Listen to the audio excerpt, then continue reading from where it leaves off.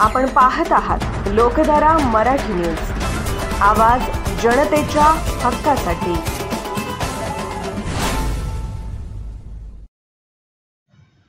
रत्नागिरी नागपूर राष्ट्रीय महामार्गावर बोरगाव टोलनाक्याजवळ 4 चाकीने घेतली पेट। रत्नागिरी नागपूर राष्ट्रीय महामार्गावरील कवटेमहाकाळ तालुका बोरगाव टोलनाक्याजवळ सीएनजी वॅगनर गाडीने अचानक पेट घेतल्याने स्फोट होऊन गाडीतील चालकाचा जळून दुर्दैवी मृत्यू झाला आहे। घटनास्थळावरून मिळालेली माहिती अशी की शिरढोणकडून मिरजकडे जात असणारी सीएनजी वॅगनर कार या गाडीने बोरगाव टोलनाक्याच्या सुमारे 200 मीटर मागे अचानक पेट घेतली। तशीच गाडी पुढे बोरगाव टोलनाक्यावर थांबली असता गाडीचे दरवाजे अचानक लॉक झाले व गाडीमध्ये असणाऱ्या व्यक्तीला बाहेर येता आले नाही। त्यात गणेश विश्वनाथ मालवदे कवटेमहाकाळ याचा जागीच मृत्यू झाला।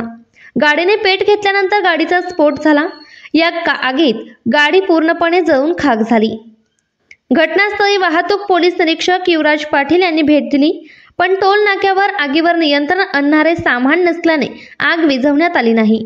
टोल नाक्यावर शासन टोल घेते, पण आग विझवण्याचे सामान ठेवणे बंधनकारक असते, पण ते सामान का नाही हा प्रश्न निर्माण झाला आहे। लोकधारा मराठी न्यूजला लाईक करा, शेअर करा आणि सबस्क्राइब करा।